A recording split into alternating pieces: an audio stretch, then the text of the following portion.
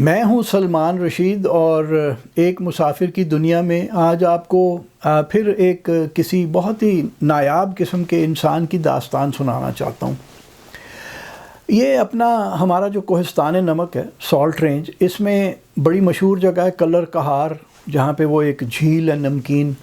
ادھر سے اگر آپ جنوب کو جانے والی رستے پہ پڑ جائیں، سڑک پہ پڑ جائیں، جو کہ یعنی ساؤتھ کو جانے والے پہ، یعنی جو کہ وہاں سے پدھراڑ پیل سے ہوتی ہوئی وہ کٹھے کی پہاڑ سے نیچے اتر کے تو خوشاب پہنچ جاتی ہے سڑک، اس سڑک پہ آپ اگر پڑ جائیں تو یہ کلر کہار سے تھوڑا ہی آگے ایک چھوٹی سی آبادی ہے بھلیال۔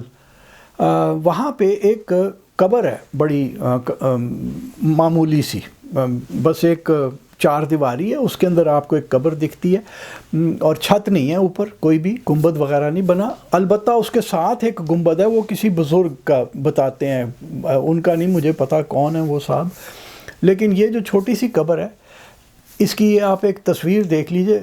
اب یہی تصویر ہے میرے پاس، کیونکہ یہ میری کتاب the Salt Range and the Potohar Plateau کے اندر لگی ہوئی ہے۔ اس کے اوپر اگر آپ غور کریں تو اوپر جو وہ لنٹل ہے، دروازے کے اوپر جو لنٹل ہے، اس کے اوپر ایک کتبہ بھی لگا ہوا ہے اور انگریزی کے اندر ہے کتبہ، اور کتبے پہ لکھا ہوا ہے ہربرٹ ولیم ویٹ وغیرہ وغیرہ وغیرہ۔ اور ایک بات اور بڑی دلچسپ لکھی ہوئی ہے وہ کہ ہی was buried with full Islamic rites, یعنی مسلمان کے طور پہ ویٹ صاحب کو دفن کیا گیا۔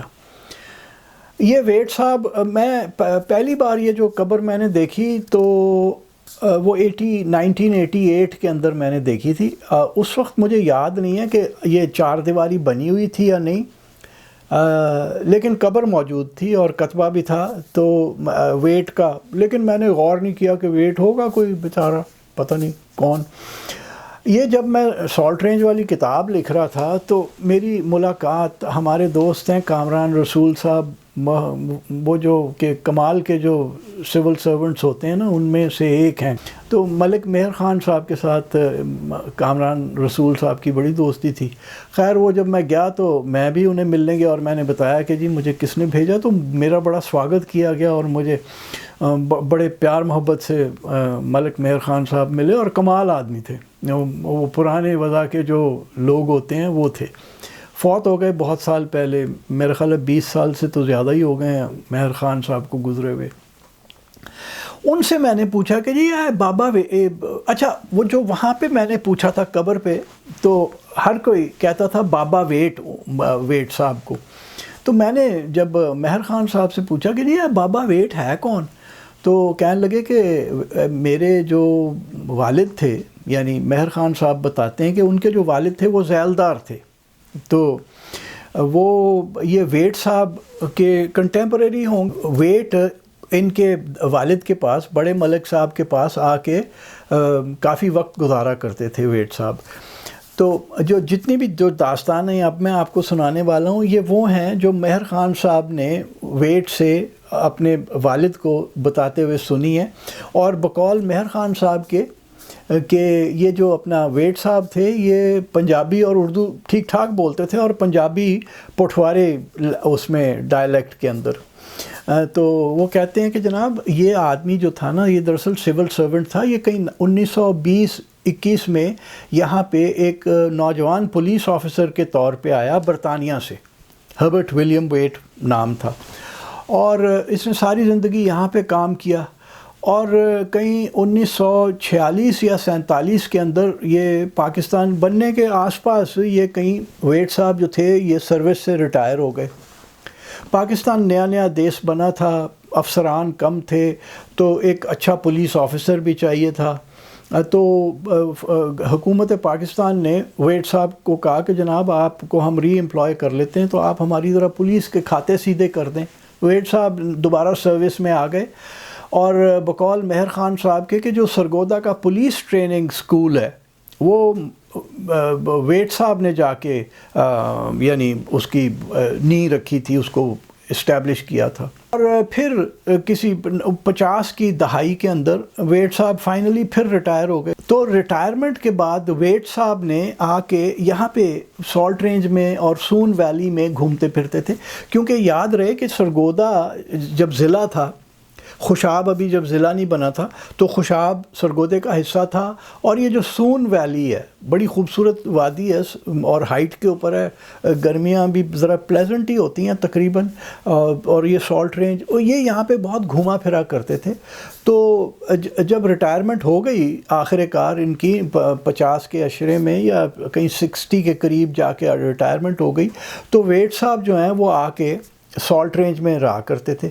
اور ان کا رہنے کی جو پسندیدہ جگہ تھی وہ بھلیال، جہاں پہ ان کی ابھی قبر ہے، اس کے نزدیک ایک اور گاؤں ہے، سڑک سے ہٹ کے آپ کو اندر جانا پڑتا ہے. اب تو خیر پکی سڑک جاتی ہے وہاں تک. سردی اس گاؤں کو کہتے ہیں.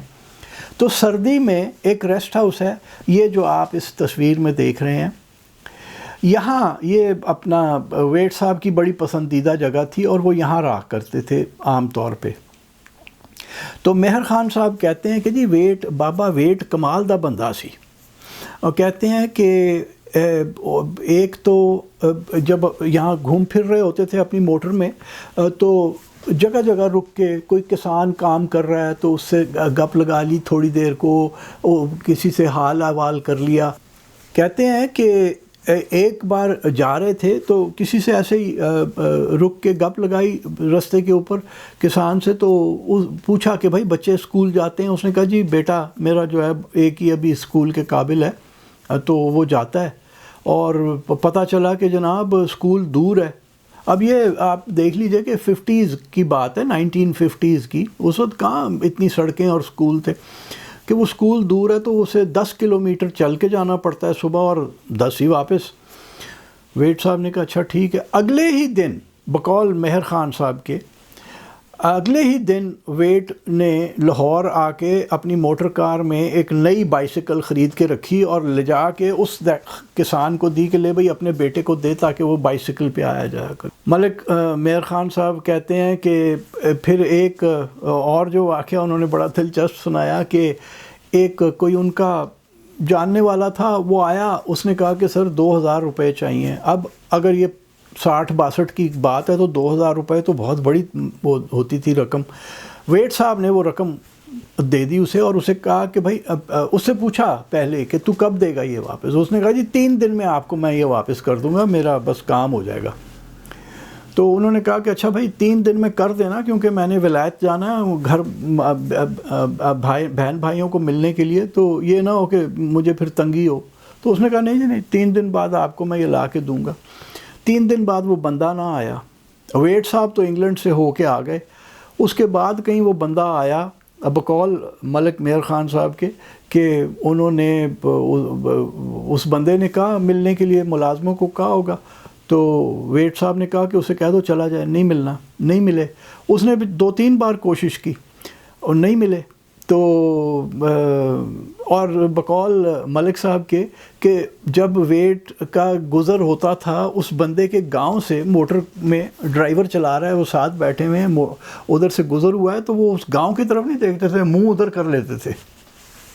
تو ملک صاحب بتاتے ہیں کہ ان کے والد نے کئی بار کہا ویٹ صاحب کو کہ وہ جناب 2000 روپے تواڈے نے اور بڑی رقم ہے تو آپ اس سے لیں. ویٹ نے کہا نہیں لینے. جب اسے کہا تھا کہ اس نے وعدہ کیا تھا 3 دن بعد دے گا، نہیں آیا، بس ٹھیک ہے آپ رکھے اپنے پاس، میں نے نہیں لینا. تو کمال آدمی تھے. اور ملک صاحب یہ بھی بتاتے ہیں کہ جناب ویٹ کے 3 خدمت گار تھے گھر میں، اور ہر تینوں کے ساتھ بڑی تہذیب کے ساتھ بات ہوتی تھی. تسی کہہ کے بات، آپ کہہ کے بات کی جاتی تھی. کبھی بد اخلاقی نہیں، کبھی زور کا لفظ نہیں کوئی بولا، غصے کا لفظ نہیں بولا. اور یہ کہ ہر سال سردیوں کے شروع میں تینوں سے پوچھا جاتا تھا کہ بھئی اوور کوٹ پہنو گے یا اچکن پہنو گے؟ تو جو ان کی فرمائش ہوتی تھی اس کے مطابق ہر سال انہیں ایک نیا اوور کوٹ یا اچکن دیا جاتا تھا. کمال آدمی تھے جی ہربرٹ ولیم ویٹ صاحب. ملک صاحب نے جو ایک بات اور بتائی، کہتے ہیں کہ شہر جب بھی جانا نا پنڈی یا لاہور یا کہیں بھی، تو موٹر میں اپنے کھلونے رکھ کے لایا کرتے تھے، اور کہتے ہیں کہ گھومنے پھرنے کا بڑا شوق تھا، گھومتے پھرتے رہتے تھے، تو جس بھی کسی گاؤں میں جانا، بچے آ جاتے تھے تو وہ ان کو کھلونے دیا کرتے تھے، اور ہر بچے کے لیے، ہر بوڑھے کے لیے، ہر کسی کے لیے وہ بابا ویٹ تھے، یعنی باپ کو بابا کہا جاتا ہے، تو ویٹ صاحب جو تھے وہ ایک قسم کا باپ بن چکے تھے نا پورے یہ ادھر جو اب موجودہ چکوال ضلع ہے اس کے اندر۔ اور ملازموں کے ساتھ جو ان کے خدمت گار تھے، ان کے ساتھ ان کا طریقہ، ایک تو وہ انہیں کپڑے دیتے تھے، اور دوسرا جو کھانا پکتا تھا ایک ہی کھانا پکتا تھا، جو ویٹ صاحب بھی کھاتے تھے اور ملازم بھی ان کے ساتھ کھاتے تھے۔ جہاں تک مجھے یاد پڑتا ہے، جب میں ملک مہر خان صاحب کو ملا تھا 96-97 کی بات ہے، تو انہوں نے مجھے ایک تصویر دکھائی تھی بابا ویٹ کی، اور میں نے غلطی یہ کی کہ وہ میں نے ان سے لے کے کاپی نہیں کرائی، ورنہ وہ میرے پاس ہوتی۔ میں نے انٹرنیٹ سے ڈھونڈنے کی کوشش کی تو بہت سارے ہربرٹ ولیم ویٹ آتے ہیں آپ کو اگر آپ سرچ انجن چلائیں، لیکن ہمارے بابا ویٹ صاحب کی تصویر نہیں ہے اس میں۔ اور بقول ملک مہر خان صاحب کے کہ بابا ویٹ جو تھے وہ 1967 میں 1967 میں فوت ہوئے، تو وہ جو قبر کے اوپر لکھا ہوا ہے نا کہ انہیں اسلامی ان کا جنازہ پڑھا گیا، وہ کہتے ہیں ملک صاحب کہ وہ اسی طرح ہوا تھا۔ اور یہ ویسے جب میں نے ذرا قرید کے پوچھا تو کہتے ہیں کہ ویسے کسی کو پتہ نہیں تھا کہ وہ مسلمان ہوا ہے ہربرٹ ولیم ویٹ یا کیا ہے، کیونکہ اس نے کبھی اپنے کسی بھی مذہبی عقیدے کا اظہار نہیں کیا تھا، لیکن وہ چونکہ اتنا بہترین انسان تھا تو وہ ہر ایک کے لیے باپ تھا۔ ملک مہر خان صاحب کی ایک بات مجھے یاد ہے، وہ کہتے ہیں ویکھو جی ایک بندہ جن نے کدی بھی ویاہ نہیں کیتا سی، اور جیڑا عورتاں تو اتنا چالو سی بقول مہر خان صاحب کے کہ جے اور کسی ریسٹ ہاؤس پہنچتا سی تو اتھے زنانی ہوندی سی، اگر کوئی وہاں پہ کسی ریسٹ ہاؤس میں وہ جاتے تھے اور وہاں پہ عورت ہوتی تھی تو اندر نہیں جاتے تھے، پھر کے چاہے لمبا ہی سفر کر کے کہیں اور جا کے پھر ٹھہرنا پڑے، لیکن پھر جاتے تھے اور وہ جگہ چھوڑ دیتے تھے۔ تو ملک مہر خان صاحب کہتے تھے کہ دیکھیں جی وہ جو بندہ جس نے کبھی شادی نہیں کی اور جس کی کوئی اولاد نہیں تھی، یہ سارا جو ہمارا چکوال کا ضلع تھا یہ اس کے اپنے بچوں کی طرح تھے۔ تو اب وہ جو قبر ہے، میں کئی بار وہاں پہ رکا ہوں گزرتے ہوئے، ایک دو بار میں نے پھول بھی پڑے ہوئے دیکھے ہیں، تو اس کا مطلب ہے کہ وہ 1967 میں فوت ہونے والے ہربرٹ ولیم ویٹ کو لوگوں نے، چکوال کے لوگوں نے کم سے کم ابھی تک یاد رکھا ہوا ہے۔